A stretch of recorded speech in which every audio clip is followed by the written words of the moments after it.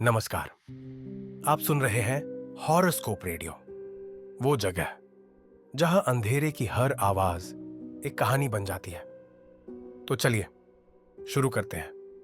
कहानी का नाम है आर्य कॉलोनी, वो जंगल जो डर को खाता है। ये कहानी हमें मंगेश खंडारे ने भेजी है, जो कि आर्य कॉलोनी के पास गोरेगांव ईस्ट के फिल्म सिटी रोड के रहने वाले हैं।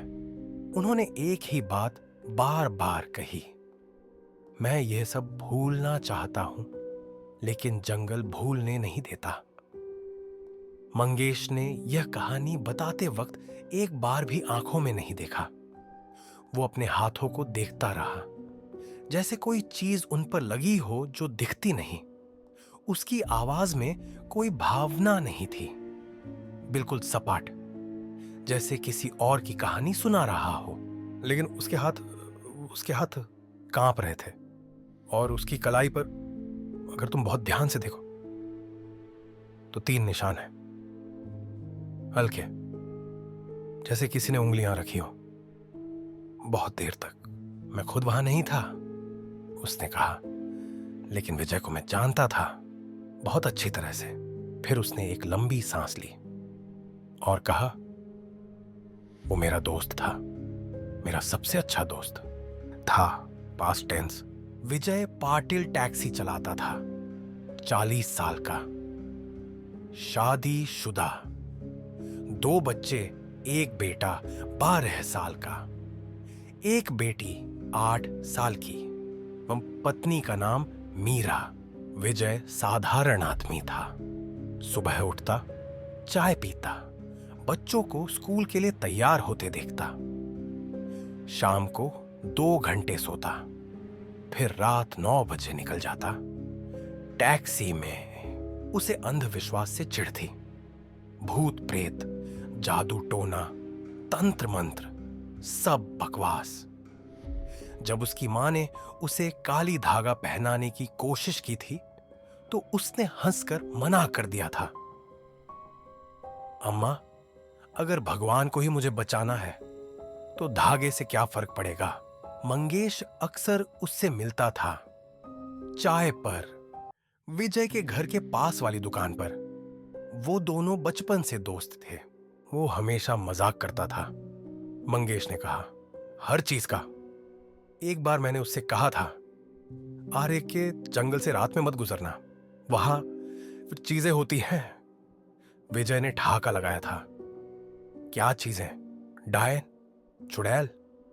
अबे अबे, हाँ, अगर मिल गई तो उससे भी दोस्ती कर लूंगा। हाँ। मंगेश रुका, उसके होंठ कांप रहे थे। मुझे रोकना चाहिए था उसे, उस रात मुझे रोकना चाहिए था। अक्टूबर की 13 तारीख, शनिवार की रात। विजय घर से निकलने वाला था। मीरा ने उसका डिब्बा तैयार किया था, रोटी, सब्जी, अचार। आज जल्दी आ जाना, मीरा ने कहा। कल रविवार है, बच्चों को बाहर ले जाना है। हाँ, आऊंगा, विजय ने कहा। उसने अपनी बेटी तनु को माथे पर किस किया। तनु सो रही थी, हमेशा की तरह बाएं करवट। विजय को एक आदत थी, हर रात सोने से पहले वो तनु के कमरे में जाता था, देखता था कि वो ठीक से सो रही है या नहीं, रजाई ठीक से ओढ़ी है या नहीं। कभी कभी वो बस खड़ा रहता था दरवाजे पर और अपनी बेटी को सोते हुए देखता रहता था। चेहरे पर एक अजीब सी मुस्कान होती थी, जैसे दुनिया की सारी खुशी उस एक पल में समा जाती थी। यह बात किसी को नहीं पता थी, मीरा को भी नहीं, सिर्फ विजय जानता था। वो अकेला राज था उसका। रात 2:45। विजय को ऐप पर एक बुकिंग मिली, लोखंडवाला से आर्य कॉलोनी। दूर थी, अजीब जगह, लेकिन पैसा 2 गुना था और कस्टमर ने लिखा था, अर्जेंट प्लीज। विजय ने स्वीकार कर लिया। वो पिकअप पॉइंट पर पहुंचा, लेकिन वहां कोई नहीं था। उसने फोन किया, नंबर स्विच्ड ऑन था। उसने 10 मिनट इंतजार किया, फिर कैंसिल करने वाला था।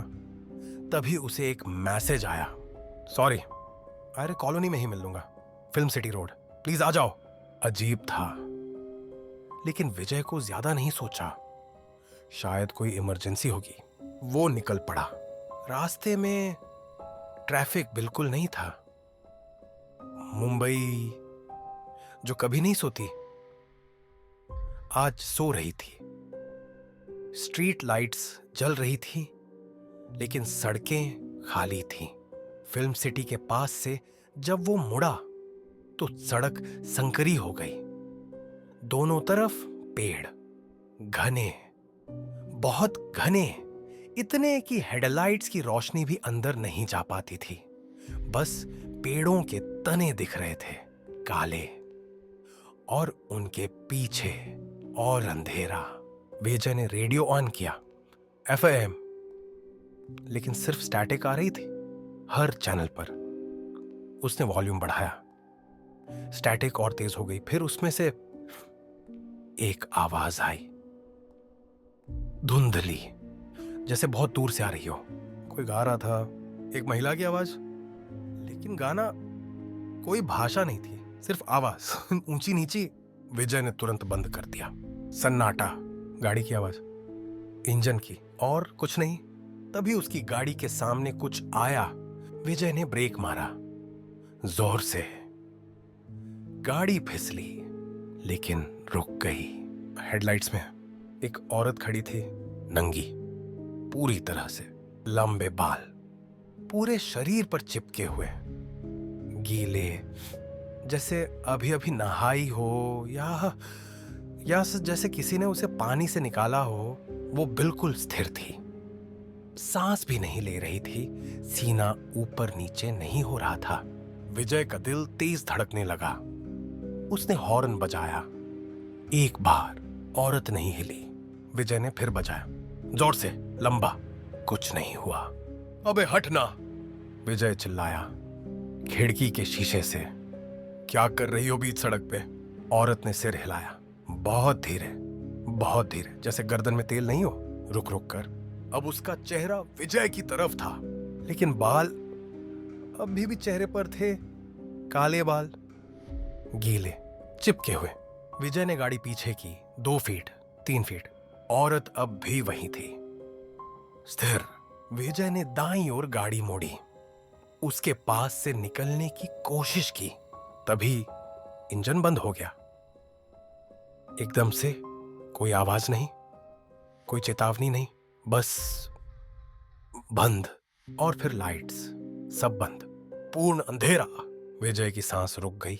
उसने इग्निशन की चाबी घुमाई, 1 बार, 2 बार, 3 बार, कुछ नहीं हुआ। उसने चाबी खींची, फिर से लगाई, घुमाई, कुछ नहीं। Fuck, fuck. विजय बड़बड़ाया। उसके हाथ कांप रहे थे। उसने फोन निकाला, बैटरी 40% थी। उसने टॉर्च ऑन की, टॉर्च जली, 1 सेकंड, 2 सेकंड, फिर स्क्रीन काली हो गई, फोन बंद। विजय ने पावर बटन दबाया, लंबा, 10 सेकंड, कुछ नहीं हुआ। फोन मर चुका था। विजय ने फोन डैश पर रखा। उसके हाथ बुरी तरह कांप रहे थे।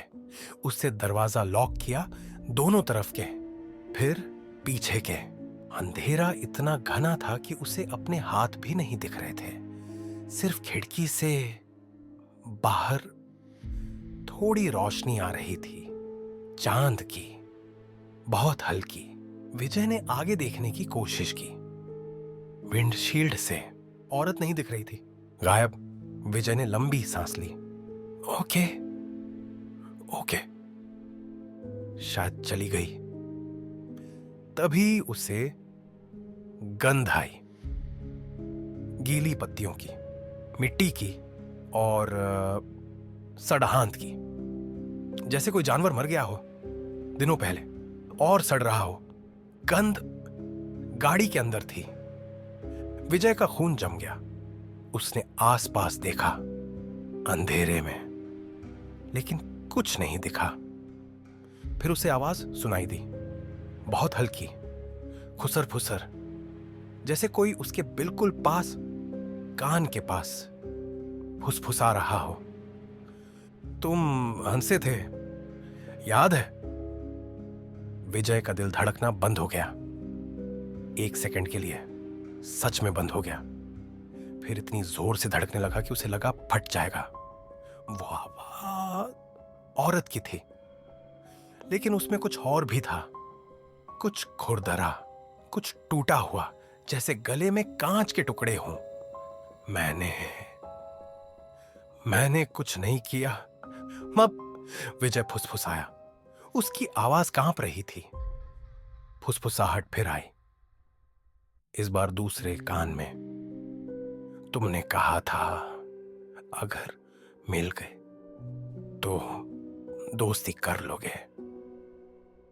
विजय के पूरे शरीर में ठंडक दौड़ गई। यह उसने कहा था, लेकिन कब, कैसे?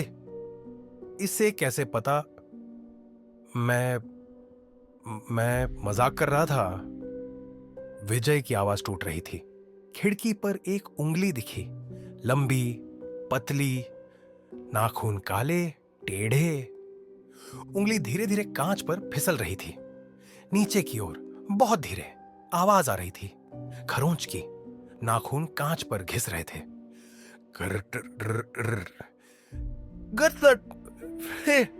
विजय ने आंखें बंद कर ली और गिनना शुरू किया। 1, 2, 3, 4, 5। खरोंच की आवाज बंद नहीं हुई। 10, 15, 20, अब भी नहीं रुकी। 30, 40। विजय के कान में दर्द होने लगा। आवाज अब तेज हो रही थी, और तेज, जैसे कोई कांच को चीर रहा हो। खोलो दरवाजा। फुसफुसाहट अब सामने से। विजय ने आंखें खोली।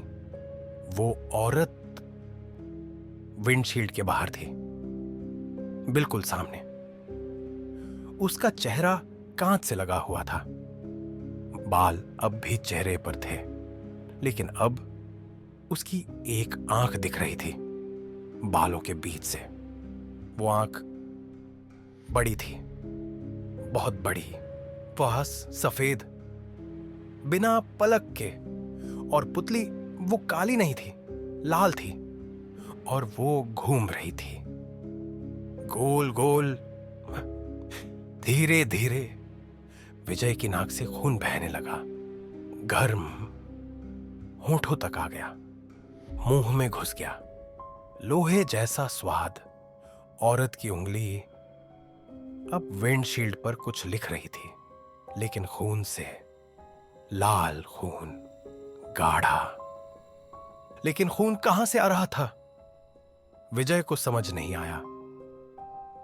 फिर उसने देखा, औरत की उंगली से खून बह रहा था, नाखून के नीचे से, लगातार।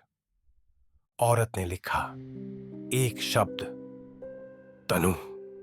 विजय का पूरा शरीर जम गया। तनु, उसकी बेटी। इसे कैसे पता? औरत फिर हिली, लेकिन अजीब तरीके से। उसका शरीर रुक रुक कर हिल रहा था, जैसे कोई पुरानी फिल्म चल रही हो। फ्रेम छूट रहे हो। 1 सेकंड वो सामने थी, फिर दाईं ओर, फिर बाईं ओर, फिर पीछे। बिना चलने की आवाज के, बिना पैरों के हिलने की आवाज के। विजय घूम नहीं सका। उसकी गर्दन जैसे जम गई थी। मांसपेशियां काम नहीं कर रही थी, लेकिन बैक मिरर में उसे दिखा, औरत गाड़ी के बिल्कुल पीछे खड़ी थी। अब उसका पूरा चेहरा दिख रहा था। बाल थोड़े हट गए थे। चेहरा सुंदर था, बहुत सुंदर। बड़ी बड़ी आंखें, पतले होंठ, ऊंची चीक बोन्स। लेकिन कुछ गलत था। त्वचा बहुत सफेद थी, जैसे कभी धूप नहीं देखी हो, और उस पर छोटे छोटे निशान थे, जैसे किसी ने उंगलियों से दबाया हो, बहुत जोर से। और होंठ, वो मुस्कुरा रहे थे, लेकिन मुस्कान ऊपर तक जा रही थी, कानों तक। कोई इंसान इतना नहीं मुस्कुरा सकता। फिर औरत ने सिर झुकाया, धीरे धीरे आगे की ओर। 30 डिग्री, 60 डिग्री, 90 डिग्री। सिर एकदम नीचे। ठुड्डी सीने से लग गई, फिर और नीचे। गर्दन मुड़ने लगी पीछे की ओर। सिर अब विजय को उल्टा दिख रहा था, माथा नीचे, ठुड्डी ऊपर, और वो अब भी मुस्कुरा रही थी। उसकी आंखें अब विजय को सीधे देख रही थी। गाड़ी के अंदर मिरर में विजय के मुंह से आवाज नहीं निकली। चीखनी चाहिए थी, लेकिन गला पूरी तरह से बंद हो गया था। औरत ने हाथ बढ़ाया गाड़ी की खिड़की की तरफ। उंगलियां कांच पर लगी। फिर कांच में दरार आने लगी। विजय ने दरवाजा खोला, धक्का मारा, भाग निकला। जंगल में, अंधेरे में वो भागता रहा, लेकिन दिशा का पता नहीं था। पेड़ हर तरफ थे और सब एक जैसे दिख रहे थे। उसके पैर जड़ों में फंस रहे थे। गिर रहा था, उठ रहा था, फिर भाग रहा था। फेफड़े जल रहे थे, दिल फटने वाला था। फिर वो रुका, झुका, हाथ घुटनों पर रखे, सांस ली, तेज तेज। चारों ओर देखा, कोई नहीं था, सिर्फ पेड़ और अंधेरा और सन्नाटा, बिल्कुल सन्नाटा। कोई आवाज नहीं, कीड़े नहीं, झींगुर नहीं, पक्षी नहीं, हवा भी नहीं। जैसे पूरा जंगल मर गया हो। विजय ने सांस रोकी, सुनने की कोशिश की। कुछ नहीं, सिर्फ अपने दिल की धड़कन, कानों में तेज धक धक धक धक धक धक। फिर उसे महसूस हुआ पीठ पर, गर्दन पर देखा जा रहा है हर तरफ से। उसने मुड़कर देखा, दाएं बाएं पीछे, ये कुछ नहीं। फिर ऊपर पेड़ की शाखा पर वो बैठी थी, बिल्कुल स्थिर, हाथ घुटनों पर, सिर अब भी उल्टा। और वो देख रही थी बिना पलक झपकाए। विजय के पैर हिले नहीं, बिल्कुल नहीं, जैसे जमीन में गड़ गए हों। औरत हिली, शाखा से नीचे आई, लेकिन कूदी नहीं, बस धीरे धीरे हवा में तैरती हुई नीचे आ गई। जब उसके पैर जमीन पर लगे तो आवाज नहीं आई, बिल्कुल नहीं, जैसे वजन ही नहीं हो। अब वो विजय के सामने खड़ी थी, 5 फीट की दूरी पर। विजय ने अब ध्यान से देखा, उसके पैर उल्टे थे, एड़ियां आगे, पंजे पीछे, लेकिन वो खड़ी थी सामान्य तरीके से, जैसे कुछ गलत ही नहीं हो। औरत ने एक कदम बढ़ाया विजय की तरफ।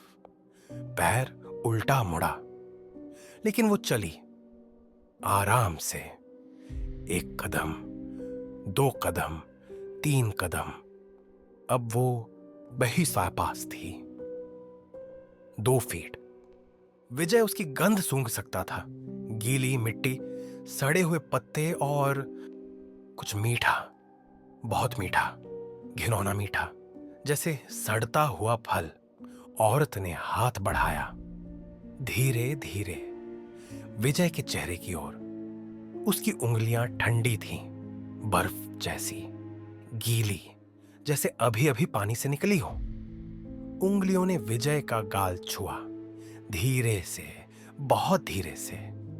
फिर उंगलियां नीचे की ओर फिसलने लगी, गर्दन पर, कॉलर बोन पर। विजय का पूरा शरीर सुन्न हो गया, लेकिन अजीब बात, डर के साथ साथ कुछ और भी महसूस हो रहा था। स्पर्श बहुत कोमल था, बहुत धीमा, जैसे कोई प्रेमिका छू रही हो। औरत ने अपना चेहरा विजय की ओर पास किया, इतना पास कि उसकी सांस ठंडी विजय के होंठों पर आ रही थी। वो मुस्कुरा रही थी, लेकिन अब मुस्कान अलग थी, कुछ आमंत्रित करती हुई। उसकी आंखें अब लाल नहीं थीं, काली थीं, गहरी काली, और उनमें कुछ था, कुछ जो विजय को खींच रहा था। औरत ने फुसफुसाया उसके होंठों के बिल्कुल पास, तुम मुझे चाहते हो, है ना? विजय का दिल रुक गया। नहीं, ये गलत है, ये गलत है। लेकिन उसका शरीर कुछ और कह रहा था। औरत की उंगलियां अब विजय की शर्ट के बटन पर थीं, धीरे धीरे खोल रही थी। एक बटन, दो बटन। उसकी उंगलियां अब विजय की छाती पर थीं। नाखून हल्के से दबा रहे थे। दर्द हो रहा था, लेकिन अच्छा लग रहा था। तुम्हारी पत्नी तुम्हें ऐसे नहीं छूती, है ना? विजय के मुंह से एक आवाज निकली, कराह जैसी। उसे खुद नहीं पता था कि वो हां कह रहा है या ना। औरत ने अपने होंठ विजय की गर्दन पर रखे, ठंडे, गीले। फिर धीरे धीरे चूमा। विजय का पूरा शरीर कांप गया, लेकिन भागा नहीं, हिला नहीं, बस खड़ा रहा। औरत की जीभ अब विजय की गर्दन पर फिसल रही थी, ऊपर की ओर, कान तक, फिर कान के अंदर। विजय की आंखें बंद हो गईं। उसके हाथ धीरे धीरे औरत की कमर की तरफ बढ़ने लगे, लेकिन जैसे ही उसने छुआ, त्वचा ठंडी थी, बर्फ जैसी, और गीली, जैसे शव हो, घंटों पानी में पड़ा हुआ शव। विजय की आंखें तुरंत खुल गईं। औरत अब भी मुस्कुरा रही थी, लेकिन अब उसके दांत दिख रहे थे, पीले, टूटे हुए, कुछ गायब, और उसकी आंखें फिर से लाल हो गई थी। विजय ने पीछे हटने की कोशिश की, लेकिन औरत ने उसकी कमीज पकड़ ली। खूनों से कपड़ा फट गया। विजय की छाती पर 3 लंबी खरोंचें बन गईं, गहरी। खून बहने लगा, लेकिन दर्द अभी नहीं हुआ, बाद में होगा। औरत ने फुसफुसाया। अब उसकी आवाज बदल गई थी। अब वो 2 आवाजें थी, एक औरत की, एक कुछ और की। तुम्हारी बेटी सोती है, किस करवट? विजय का खून जम गया। तुम्हें कैसे पता? विजय की आवाज टूट गई। औरत ने सिर झुकाया, उल्टा, फिर से, और हंसी। आवाज नहीं, सिर्फ कंधे हिल रहे थे। तुम हर रात देखते हो उसे, दरवाजे से खड़े होकर, 10 मिनट तक। विजय के घुटने मुड़ गए। वो गिर गया, जमीन पर। यह किसी को नहीं पता था, किसी को नहीं। और तुम सोचते हो एक दिन वो बड़ी हो जाएगी और तुम्हें छोड़कर चली जाएगी और तुम अकेले रह जाओगे। विजय के मुंह से चीख निकली, लेकिन आवाज नहीं निकली, सिर्फ हवा, गले से। औरत ने झुककर उसका चेहरा पकड़ा, दोनों हाथों से, ठंडे हाथ। उसने विजय की आंखों में देखा। तुम डरे हुए हो, अच्छा लग रहा है। फिर उसने विजय को छोड़ दिया, खड़ी हो गई और पीछे हटी, धीरे धीरे, पेड़ों में। भागो, उसने कहा, मैं देखूंगी। विजय उठा, लड़खड़ाते हुए, और भागा फिर से। लेकिन अब पीछे से हंसी आ रही थी, धीमी, लगातार, और कभी कभी बहुत पास से, जैसे वो बिल्कुल पीछे चल रही हो। विजय मुड़कर नहीं देख सका, बस भागता रहा। कितनी देर पता नहीं। पेड़ खत्म नहीं हो रहे थे, जंगल खत्म नहीं हो रहा था। हर तरफ वही पेड़, वही अंधेरा, वही सन्नाटा। फिर विजय को एक पेड़ दिखा, बड़ा। तने पर कुछ लिखा हुआ था तो वो पास गया। तने पर खरोंचों से एक नाम लिखा था, विजय पाटिल, उसका नाम। उसके नीचे एक तारीख, 13 अक्टूबर 2024, आज की तारीख। और उसके नीचे एक समय, 2:47 AM। वो समय जब उसकी गाड़ी रुकी थी। विजय के हाथ पेड़ के तने पर गए छूने के लिए, लेकिन तना गीला था, चिपचिपा। उसने हाथ देखा, खून, ताजा खून। विजय पीछे हटा और भागा। अब उसे रोना आ रहा था, लेकिन आंसू नहीं आ रहे थे, बस आवाज, रोने की आवाज। फिर अचानक पेड़ खत्म हो गए। सड़क। विजय सड़क पर आ गया, लड़खड़ाता हुआ। आसमान में रोशनी थी, हल्की। सुबह हो रही थी। विजय ने पीछे मुड़कर देखा। जंगल वहीं था, अंधेरा, घना। लेकिन अब कुछ नहीं हिल रहा था। उसने सड़क पर देखा, दूर एक गेट दिखा, फिल्म सिटी का गेट। वो उस तरफ चला, धीरे धीरे, पैर घिसटते हुए। गेट पर एक वॉचमैन था, रमेश, 40 साल का आदमी, पतला, दाढ़ी वाला। रमेश ने विजय को देखा और रुक गया, बिल्कुल रुक गया। उसकी आंखें चौड़ी हो गई, लेकिन डर नहीं था उनमें, कुछ और था, पहचान, जैसे उसने यह पहले भी देखा हो। मदद करो प्लीज, विजय ने कहा। उसकी आवाज टूट रही थी। रमेश ने आंखें नीची कर ली। जानबूझकर उसने सिर हिलाया, धीरे धीरे। नहीं, मैं क्यों नहीं। विजय लड़खड़ाकर गेट के पास आया। रमेश पीछे हटा, 1 कदम, 2 कदम। मैं कुछ नहीं कर सकता, रमेश ने कहा। उसकी आवाज सपाट थी, खाली। जो उस जंगल से उस तरह वापस आता है, उसे कोई नहीं छू सकता। क्या मतलब? मुझे अस्पताल ले चलो। रमेश ने अंदर की तरफ देखा, गेट के अंदर, अपनी झोपड़ी की तरफ। फिर बोला, मैं अंदर जा रहा हूं, तुम चले जाओ यहां से।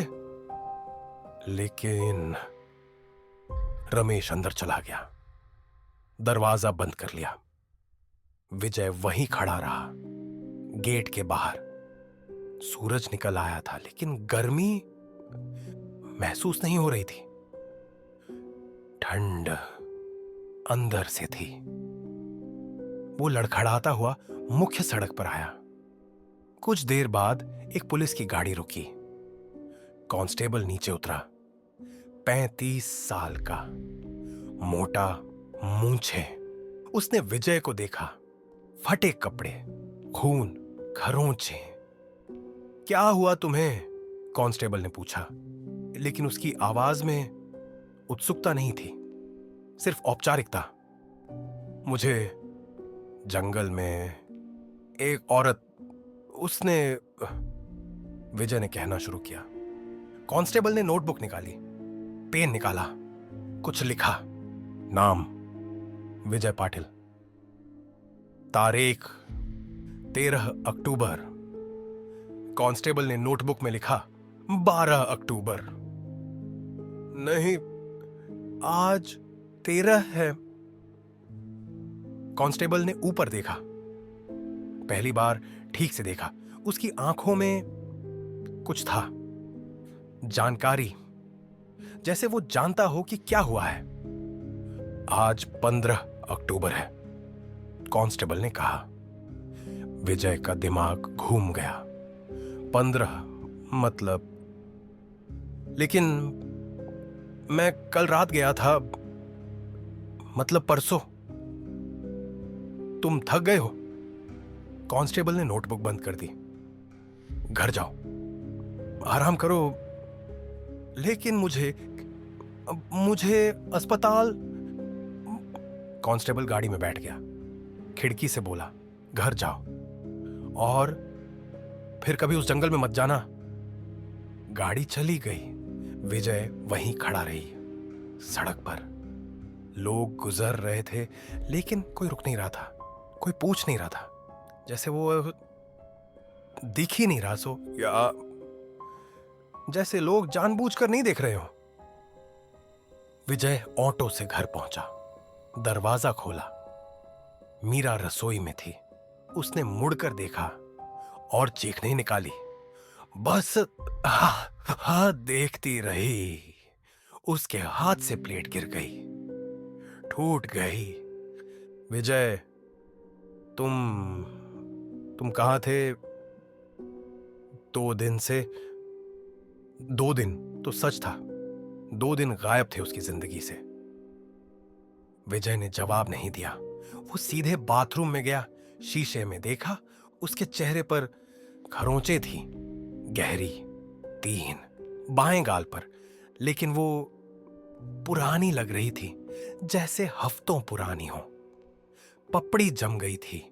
उसने कपड़े उतारे, पूरे शरीर पर खरोंचे, सैकड़ों, छाती पर, पीठ पर, पेट पर, जांघों पर, कुछ हल्की कुछ गहरी, लेकिन सब पुरानी, जैसे किसी ने घंटों तक धीरे धीरे खरोंचा हो, मजा लेते हुए। और अब दर्द आ रहा था, तेज दर्द, जलन। विजय नहाया 40 मिनट तक, गर्म पानी, साबुन बार बार, लेकिन गंध नहीं गई। गीली मिट्टी की गंध अभी भी थी, हल्की लेकिन थी। जब वो बाहर निकला तो उसकी बेटी तनु सामने खड़ी थी, स्कूल की ड्रेस पहने। पापा, आप ठीक हो? विजय ने उसे देखा, अपनी बेटी को, और पहली बार उसे डर लगा। डर अपनी बेटी से नहीं, डर इस बात से कि वो औरत तनु को जानती थी। हाँ बेटा, मैं ठीक हूं। तनु पास आई। उसने विजय का हाथ पकड़ा। आपके हाथ बहुत ठंडे हैं। विजय ने हाथ खींच लिया। तुरंत तनु की आंखों में आंसू आ गए। मैंने कुछ गलत किया? नहीं बेटा,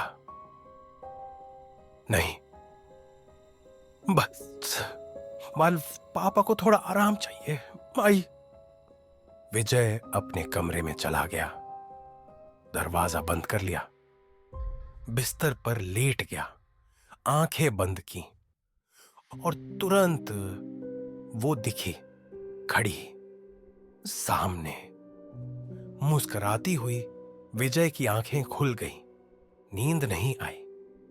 पूरे दिन, पूरी रात, अगले दिन भी नहीं। 1 हफ्ते बाद मीरा उसे डॉक्टर के पास ले गई। डॉक्टर ने कहा, मानसिक आघात है। नींद की गोलियां दी, चिंता की गोलियां दी।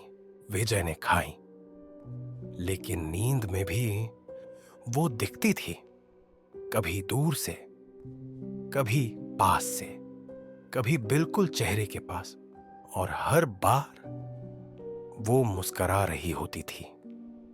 धीरे धीरे विजय बदलने लगा। पहले शब्द भूलने लगा। छोटे छोटे शब्द जैसे पानी, रोटी, फिर नाम, पड़ोसियों के नाम, दोस्तों के नाम, फिर अपनी बेटी का नाम। 1 महीने बाद वो बोलना बंद कर दिया पूरी तरह से। बस बैठा रहता खिड़की के पास और जंगल की तरफ देखता रहता। मीरा ने उससे बात करने की कोशिश की बहुत बार, लेकिन विजय जवाब नहीं देता था, बस देखता रहता।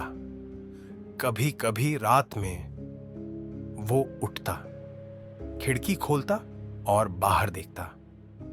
एक बार मीरा ने पूछा, क्या देख रहे हो?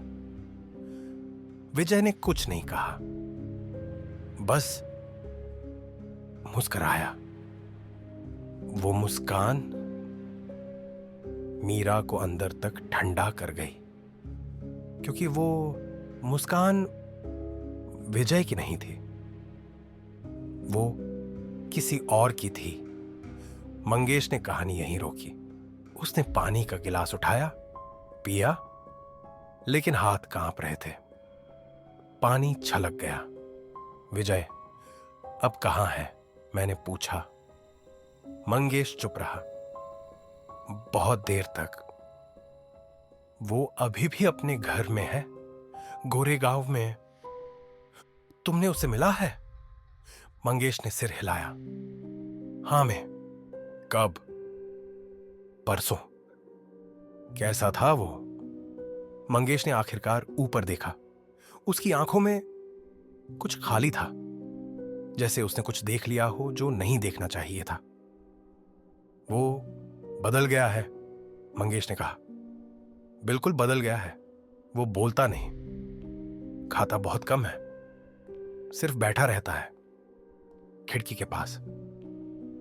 क्या वो ठीक हो सकता है? मंगेश ने सिर हिलाया। नाम ही धीरे धीरे। नहीं, जो लोग उस जंगल में उसके साथ समय बिताते हैं वो वापस नहीं आते।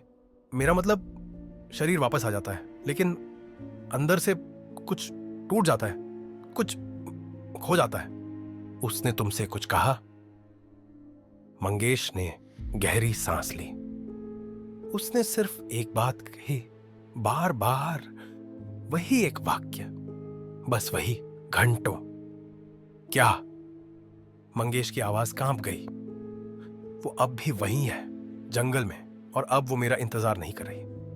वो किसी और का इंतजार कर रही है, और जब वो मिलेगा तो वो उसे भी वैसे ही खाएगी, धीरे धीरे, एक एक निवाला। मंगेश रुका, फिर बोला, और सबसे डरावनी बात, जब उसने यह कहा तो वो मुस्कुरा रहा था। आज भी अगर तुम रात में आर्य कॉलोनी के पास से गुजरो तो वॉचमैन रमेश को देखोगे। वो गेट पर बैठा रहता है, लेकिन कभी अंदर नहीं जाता, कभी जंगल की तरफ नहीं देखता। अगर तुम उससे पूछो वहां क्या है, वो जवाब नहीं देगा, बस अपनी आंखें बंद कर लेगा और धीरे से सिर हिलाएगा। पुलिस के रिकॉर्ड में 13 अक्टूबर की रात कोई घटना दर्ज नहीं है, कोई रिपोर्ट नहीं, कोई शिकायत नहीं। लेकिन अगर तुम किसी पुराने कांस्टेबल से पूछो जो 20-30 साल से वहां पोस्टेड है, तो वो तुम्हें बताएगा हर साल कम से कम 2 से 3 लोग गायब हो जाते हैं, कुछ दिनों बाद वापस आ जाते हैं, लेकिन बदले हुए। और पुलिस कुछ नहीं करती, क्योंकि वो जानती है कुछ चीजें कानून से नहीं सुलझती। विजय की टैक्सी वो आज भी जंगल में है, फिल्म सिटी रोड के पास। एक तरफ हटा दी गई है, जंग लग गई है, शीशे टूट गए हैं, लेकिन अंदर विंडशील्ड पर अभी भी वो शब्द लिखा है, खून से, धुंधला, लेकिन पढ़ा जा सकता है, तनु। और कभी कभी अगर तुम बहुत रात को वहां से गुजरो तो गाड़ी के अंदर एक गंध आती है, गीली मिट्टी की, सड़े हुए पत्तों की और कुछ मीठा।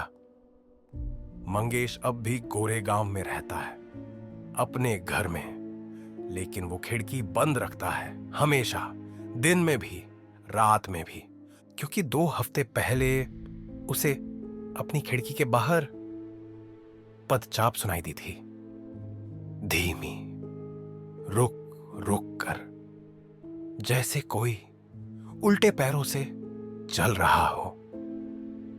और जब उसने हिम्मत करके झांक कर देखा तो फुटपाथ पर निशान थे नंगे पैरों के, लेकिन उल्टे, एड़ियां आगे की तरफ, पंजे पीछे की तरफ, और वो निशान उसके घर की तरफ आ रहे थे, धीरे धीरे, एक एक कदम। मंगेश ने उस रात खिड़की नहीं खोली, दरवाजा भी नहीं खोला, बत्ती भी नहीं जलाई, बस अंधेरे में बैठा रहा और सुनता रहा। पदचाप उसके दरवाजे तक आई, फिर रुक गई, फिर खौंच की आवाज दरवाजे पर, धीमी, लगातार, 3 घंटे तक। सुबह जब वो बाहर निकला को तो दरवाजे पर 3 खरोंचें थीं, गहरी, और फुटपाथ पर वो निशान अब भी थे, लेकिन अब वो वापस जा रहे थे जंगल की तरफ। मंगेश ने उस दिन के बाद किसी को ये कहानी नहीं सुनाई, सिर्फ मुझे एक बार, और जब उसने सुनाई तो पूरे समय उसकी नजर खिड़की पर थी, जैसे वो इंतजार कर रहा हो, किसी का इंतजार। अगर तुम मुझसे पूछो कि यह सच है या झूठ, तो मैं जवाब नहीं दूंगा, क्योंकि मैं नहीं जानता। लेकिन इतना जानता हूं, आर्य का जंगल रात में बहुत शांत हो जाता है, इतना शांत कि तुम्हें अपने दिल की आवाजें सुनाई देती है, अपनी सांसों की आवाज सुनाई देती है, और अगर तुम बहुत ध्यान से सुनो तो शायद एक और आवाज सुनाई दे, फुसफुसाहट, पेड़ों के बीच से। तुम कब आओगे? और अगर तुम जवाब दो, अगर तुम एक बार भी जवाब दे दो, तो वो तुम्हें सुन लेगी और फिर वो इंतजार करेगी, तुम्हारा इंतजार, क्योंकि जंगल भूलता नहीं है और वो कभी भूखी नहीं मरती, वो सिर्फ इंतजार करती रहती है अगले शिकार का, अगले उस इंसान का जो सोचता है भूत प्रेत कुछ नहीं होते, अगले उस इंसान का जो रात में अकेले उस सड़क से गुजरेगा, और जब वो आएगा तो वो उसे भी वही सुख देगी, वही डर देगी, वही तड़प आएगी, धीरे धीरे, क्योंकि वो जल्दी में नहीं है, उसके पास पूरी रात है। और उसके बाद फिर वो जिंदगी। तो ये थी आज की कहानी। अगर इस कहानी ने आपको थोड़ा भी बेचैन किया हो तो हॉरोस्कोप रेडियो को सब्सक्राइब करना मत भूलिए। ऐसी ही डरावनी कहानियों के लिए बेल आइकॉन दबाइए। और अगर आप भी डर की दुनिया का हिस्सा बनना चाहते हैं तो हमारा फेसबुक हॉरर ग्रुप डिस्क्रिप्शन में दिया गया है, जरूर जुड़िए, क्योंकि कुछ कहानियां सुनकर खत्म नहीं होती।